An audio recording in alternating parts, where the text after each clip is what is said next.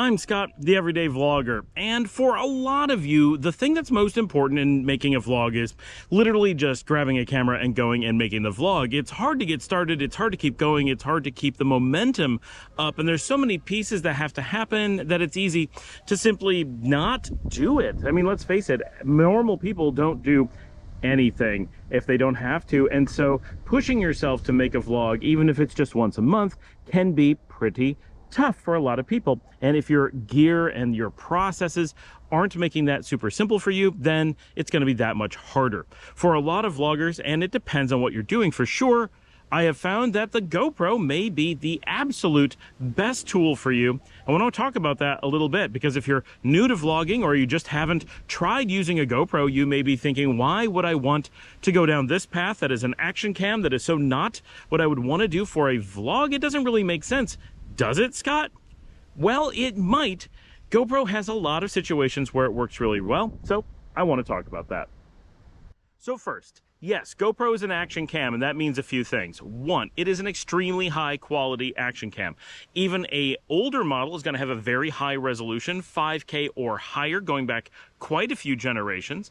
It is easy to get replaceable batteries, it's easy to get accessories, it's easy to find people who know how to use it. It's able to handle bright light exceptionally well. It's able to handle changing conditions very well. It has really good color rendering. It is easy to use, easy to learn. It is very rugged. It can be waterproof. It can be attached to a media housing and have attachable third-party microphones. You can output directly to HDMI and use it as a webcam or a streaming cam.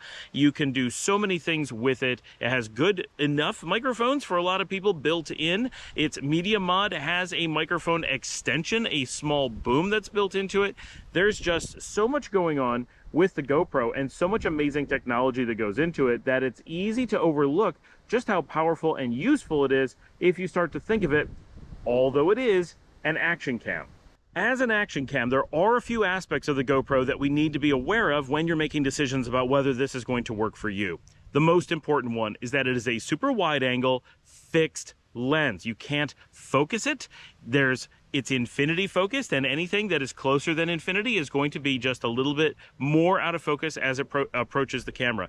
But it has a very large depth of field because it has a very small sensor, and that means that while vlogging you may have your focus person, me in this case, a little bit out of focus. Most people aren't going to notice because they're looking at the background. Now, if what your goal is to show that background, the GoPro is going to be perfect because you never have to worry about focus seeking. You don't have to worry about setting your focus or anything like that.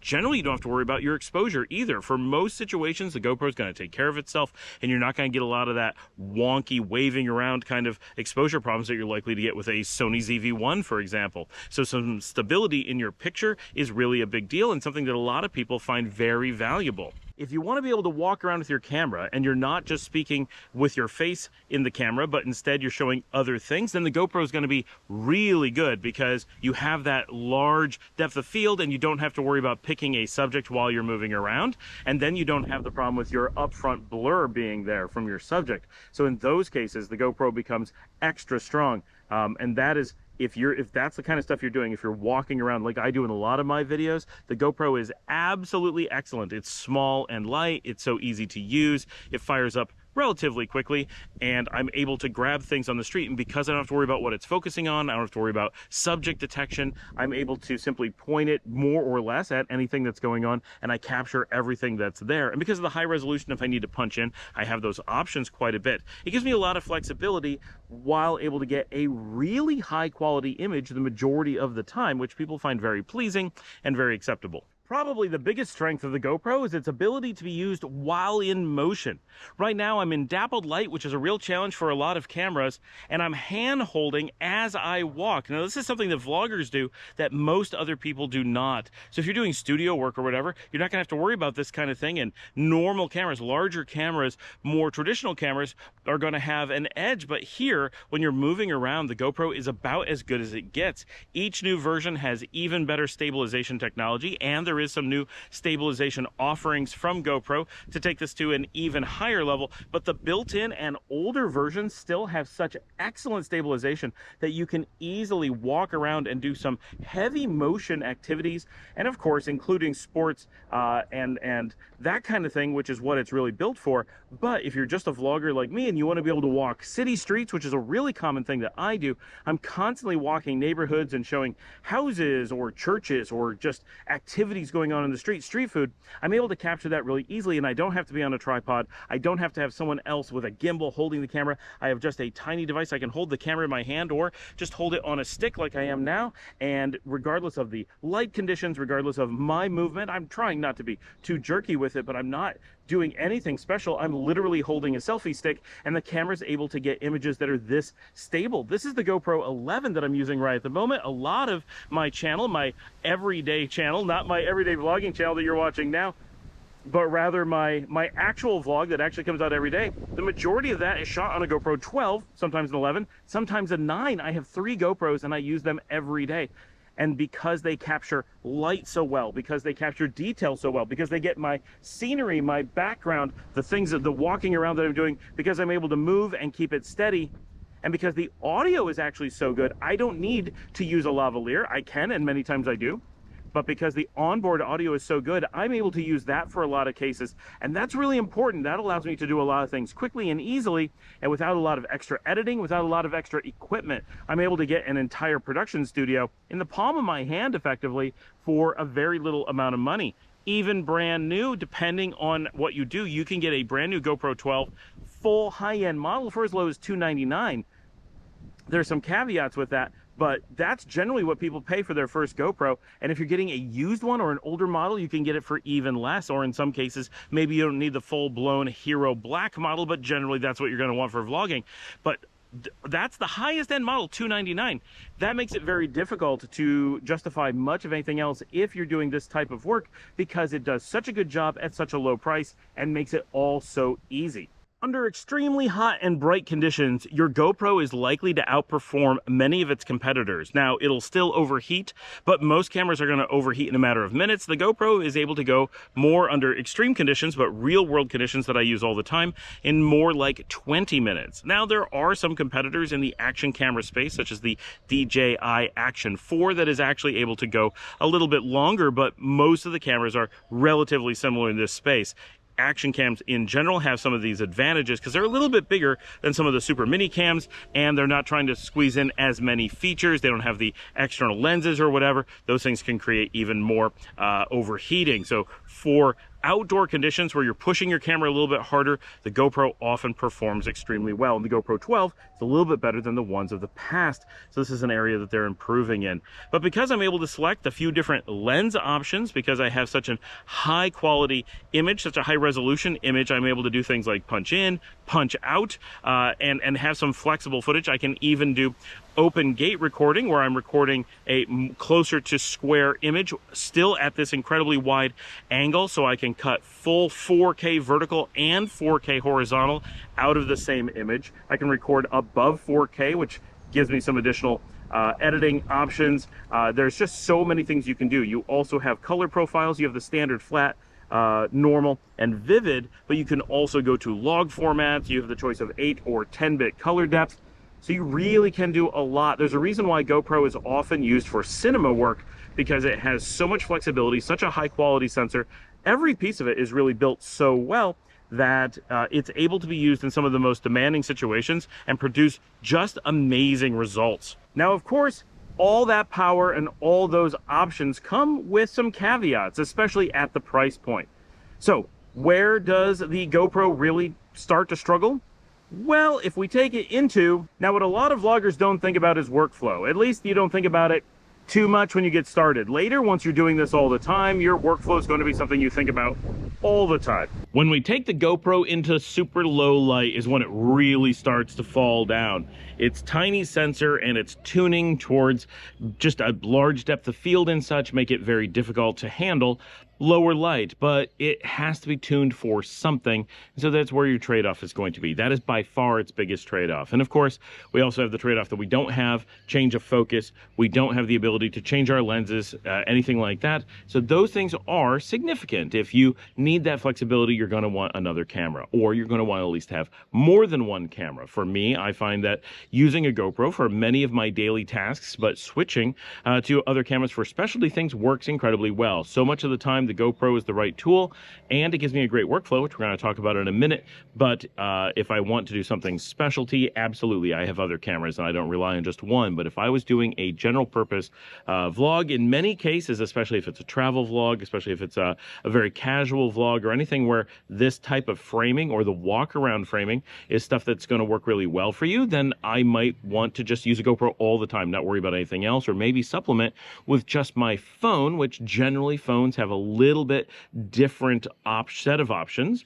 For example, an iPhone is going to have some focus options, some different lens options, and so forth, and those may supplement really well. And so that could be just a very simple way to get a range of different looks and feels in your videos while not having to break the bank and get started with something very simple. But honestly, for the kind of work I do, 99% of the time, the GoPro is the right tool. It is the easiest to use, very cost effective, and delivers an excellent job. The one thing that I really do notice is I do, at this point, do a bit of studio recording, and when I do that, the GoPro is struggling even when I have studio lights on, because it's much dimmer than when I'm outside, even on a very cloudy day like this. So if I am going to be in the studio, I want to have something that has a larger lens, a larger sensor, and better light sensitivity. But when I'm out in bright conditions, the GoPro is so good, because that is what it's designed for, that it's, I really think, going to be an excellent choice for you. Of course, there are some newer things like the DJI Pocket 3 that are available now, and they do some amazing stuff as well, but they are tuned a little bit differently. So price is going to be quite a bit higher, much more complex to use, which for a lot of people is not ideal. The GoPro keeps things very simple. That's important. You really don't need the skill set. And I realize that the Pocket 3 does not have a large learning curve, but dealing with a gimbal, dealing with the only rechargeable battery, you can't interchange batteries, having to deal with just more moving parts, more things to protect, having to deal with focus and keeping your focus on the right subject, having to deal with a deeper depth of field, those things are all going to be complexities that you have to manage. And for a lot of solo vloggers especially, those are not things you want to be spending your focus on, pun intended. You want to be able to stay on task and deal with getting your vlog out. And the GoPro is going to maximize that while minimizing the fussiness of the process. Of course, once you get used to things, switching to cameras are going to be much fussier.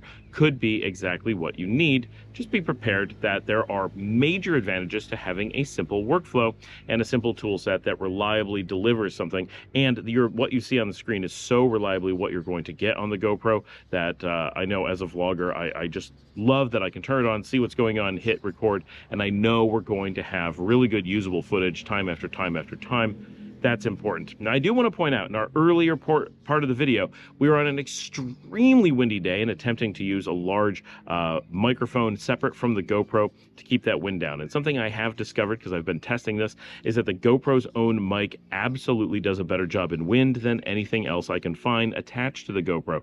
So if you're going to be in windy conditions, consider the Media Mods microphone that is built in with its dead cat, that it comes with a nice dead cat that just snaps on, is super reliable. People just expect it's going to be there all the time. That may be your best thing to use in heavy wind. I can't find anything that competes with it. So right now you can hear there's zero wind noise whatsoever, but on a really windy day, I separated these with a big mic with a big dead cat. You really noticeable wind noise. Combining the onboard Media Mod mic, that's a little bit hard to say, with the built-in wind reduction technology, generally does an amazing job and gives you crystal clear audio. I'm out in a garden with wind, with traffic noise, with animals all over. There's so many birds making noise. Some part of that is reduced by the GoPro itself, and then when I combine it, in my case, with Final Cut Pro, with their voice isolation technology, the combination is amazing and gives you some crystal clear audio. We're going to talk about that in another episode, how to put all that together, when it makes sense, when it doesn't, what I'm learning from it. But the built-on mic is so much better in wind than other options. It really does a great job, so worth noting. My last piece as to why the GoPro is so amazing as your vlogging tool is workflow. Now, if you're just using the GoPro and you don't have a subscription to their cloud service, then your workflow is going to involve either plugging in your camera, connecting it to your iPhone or cell phone of whatever type, or taking out the card, popping it into a card reader, and transferring your files that way. That's the normal workflow that most people deal with. And if I need to do that at any point, what I tend to do is the last one. I will just open up the kit, pop out the GoPro, take the SD card out, put it into my card reader, and away I go. I can grab the files right away. And if I'm in an extreme hurry, I do that today. I do it regularly, not a big deal. But under normal conditions, I have a workflow, and I'm gonna have an entire video dedicated to GoPro workflows and explaining the benefits and problems of the GoPro cloud service. But just to make it quickly and something that you're aware of, one of the biggest selling features for me with the GoPro is that I do have the cloud. And again, on the video, I'll explain why economically it's just the obvious choice. Even if you're in the tropics in a country where GoPro does not operate like me, totally makes sense. With their cloud option, I'm able to simply plug in my GoPro when I'm done recording for the day. When I'm done with this video, I'll simply plug it into USB. It'll turn on, start charging. I'll get my battery all charged up. It will take all the files I have, automatically send them to the GoPro cloud, backing everything up for me. It'll then clear my camera in my case, so I don't have to worry about having my card ready to go. When it's done, I know that all of my work for the day is up in the GoPro cloud, and wherever I need to work, I'm going to have access to it. And more importantly, my camera is no longer something that I have to worry about because it's got my precious data on it. It is now a dumb device again that I can go out and start using fresh as soon as it's done charging. Then whenever I'm ready to start working from wherever I am, I can go download those files. And this is great because it may be that I'm in the field and I'm shooting, or I'm in a hotel. I may not even have a laptop or anything with me. I can just plug in my GoPro, and as long as I can get Wi-Fi access, sometimes that's a challenge, it will automatically upload and just back up everything, clear the card, and do a whole bunch of work for me. I can go to dinner, and I do this all the time. I shoot all day, I plug it in, go to dinner, and then when I come back, hopefully it's done and I'm able to move on to my next step for the day. And if you're like me and use multiple GoPros, I will have a series of, I'll use one in the morning. When it's done, I plug it in, shoot with the next one, and then replace which one's plugged in and just have one uploading at a time. Then if I'm going to be at my desk, or I'm in the field and I've got to work from a laptop, I download the files I'm going to work with, or if I have an editor who's going to do the same thing, they can go on the GoPro cloud and pull down those files and work with them wherever they are.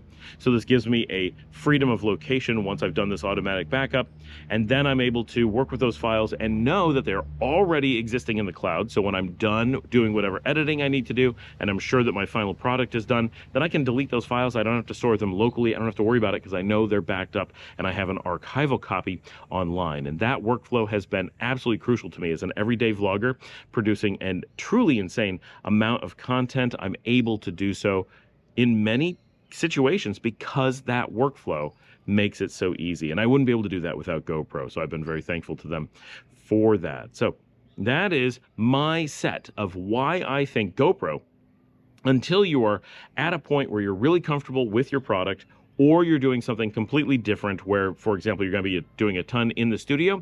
We're going to talk about cameras for that type of vlogging in an upcoming episode. But if you're outside doing daytime, bright, moving around, talking head, or showing locations footage, I bet the GoPro is going to be unbeatable or really close to your best option at a really good price with a whole bunch of features, some of which are going to be cloud-based, so we're going to talk about that in that future episode, but a lot of others, the incredible mic with the really good wind reduction. Listen to this portion when I'm actually on the GoPro. I apologize for I really did try with a better mic at the beginning to get you some examples of how good it could sound with the preamps, and they do have great preamps. I have really good luck using lavaliers quite often on the GoPro, but the mic that I was using was shorting out. I just needed to replace it, and I managed to do a bunch of different things. I find the GoPro to be incredibly flexible and empowering and simple, and even though I'm a professional photographer who has worked with cameras for many years, when I'm doing vlogging, I don't have a lot of spare time. I'm often in a big rush. I'm often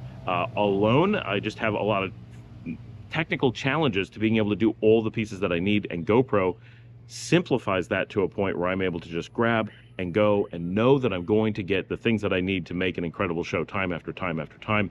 And it has done that for me for years and literally thousands of episodes. So thank you for joining me. If like and subscribe, if you'd like to help support our channel, you can buy me a coffee at buymeacoffee.com/Scott Allen Miller. If you're interested in seeing what my daily vlog looks like, of course, go check that out. It's here on YouTube at Scott Allen Miller Vlog. I typically vlog about life in Nicaragua, relocation to Latin America, travel, living abroad, expat life, those types of things, digital nomadry. But it's my vlog, so I just talk about nearly anything. But we do have some topics that come up quite a bit. But it is normally shot on the GoPro, and you can go see firsthand how I am turning out, or what I'm turning out every day using these tools. And in many cases, you can actually see which, pay attention to what it looks like, and you can figure out which days are GoPro and which ones are not. I do use a large variety of tools because I love all the different vlogging tools. I love experimenting with them. I love being able to learn and bring that information to you. It's one of the reasons that I have this channel. But the GoPro is my absolute most commonly used tool by a massive degree. And as far as I can foresee, is going to continue to be for quite a bit into the future. So thanks for joining us today, and I will see you next time.